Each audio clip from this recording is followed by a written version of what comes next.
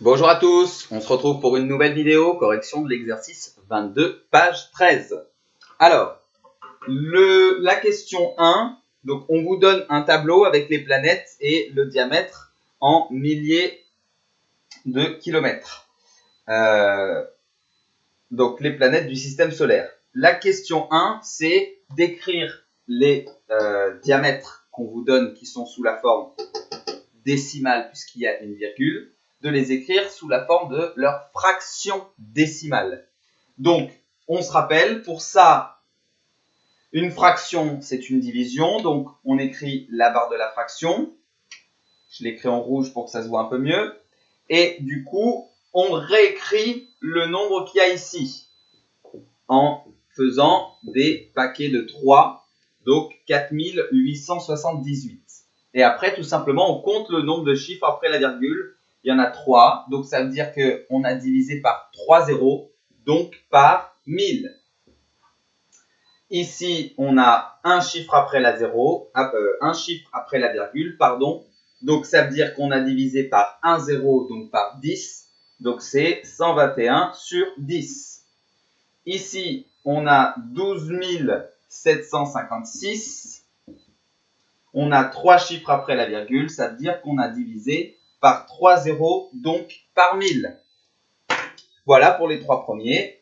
Vous pouvez commencer à prendre la correction sur votre cahier à partir de la feuille que je vous ai envoyée. Et je continue du coup 6,8. C'est 68. On a un chiffre après la virgule, donc dixième, donc on divise par 10. 120,5, on a un chiffre après la virgule, donc on divise par 1 zéro par 10.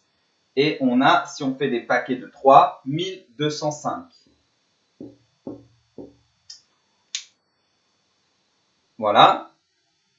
142,98. On a deux chiffres après la virgule, les centièmes, donc on a divisé par 100, puisque dans 100, il y a 2 zéros. Et on fait des paquets de 3, ce qui nous donne 14 298. Voilà, vous pouvez prendre la correction sur la feuille que je vous ai envoyée et j'efface pour pouvoir continuer. Après, on a 49,244. On a combien de chiffres après la virgule? On en a 3, donc on va avoir divisé par 1000, parce que dans 1000, il y a 3 zéros. Du coup, si on fait des paquets de 3, ça nous donne 49 244. Et le dernier, 51,1. 51,1 égale donc 511 sur un chiffre après la virgule, donc on divise par 1 zéro par 10.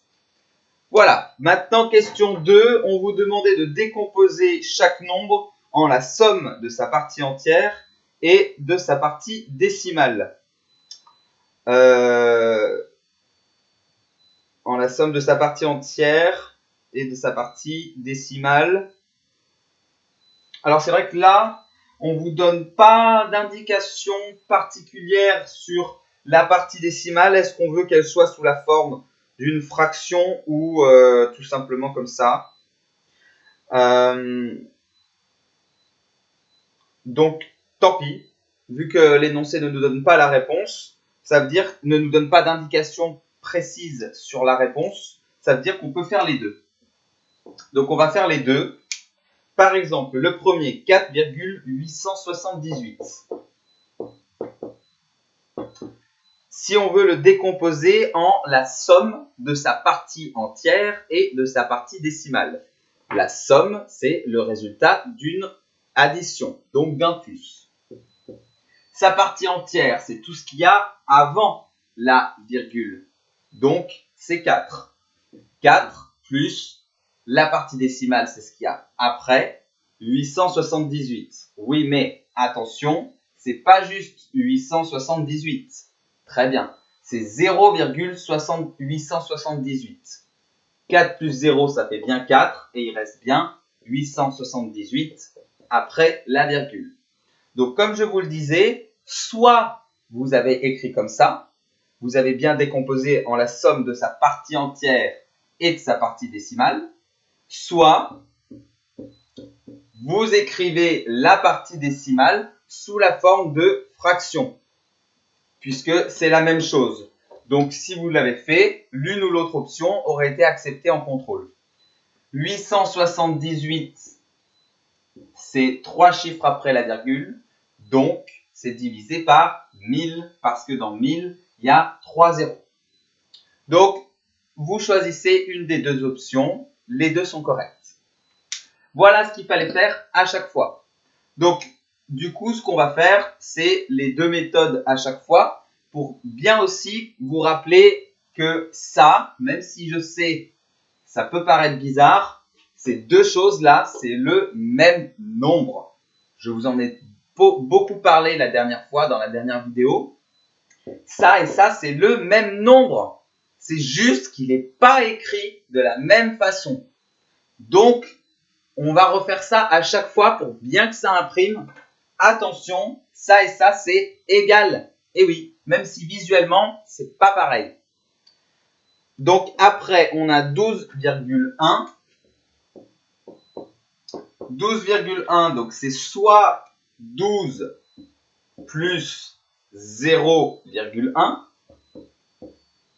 soit 12 plus, on a un chiffre après la virgule, donc on a divisé par 1 0, donc par 10. 12 plus 0,1, c'est la même chose que 12 plus 1 sur 10. Je le répète, mais vous prenez bien les deux possibilités en correction. Et j'efface pour passer à la suite. 12,456 756, pardon. Donc, c'est 12 plus 0,756 ou 12 plus 756 sur 1000. Très bien, parce qu'on a trois chiffres après la virgule qui ne sont pas des zéros inutiles. Donc, on divise par 3 zéros, donc par 1000. 6,8, c'est 6 plus 0,8 ou 6 plus un chiffre après la virgule. Donc, on divise par 1 zéro, par 10, puisque le chiffre après la virgule, c'est les dixièmes. 8 sur 10. Pareil, vous prenez bien en correction les deux options et on passe à la suite. 120,5, c'est 120 plus 0,5 ou parce que c'est bien égal, hein, 120 plus 5, c'est le chiffre des dixièmes, donc c'est divisé par 10. 1 0, un chiffre après la virgule. Et 142,98 maintenant. Donc c'est 142 partie entière plus 0,98 ou 142 plus 98, deux chiffres après la virgule, chiffre des centièmes, donc on divise par 100, 2 zéros, deux chiffres après la virgule. Voilà, vous pouvez prendre la correction sur la feuille que je vous ai envoyée et j'efface pour les deux derniers. Donc, on a 49,244 égale donc 49 plus 0,244 ou 49 plus 244 sur 1000 parce qu'on est au chiffre des millièmes. Donc 3 chiffres après la virgule, on divise par 3 zéros par 1000.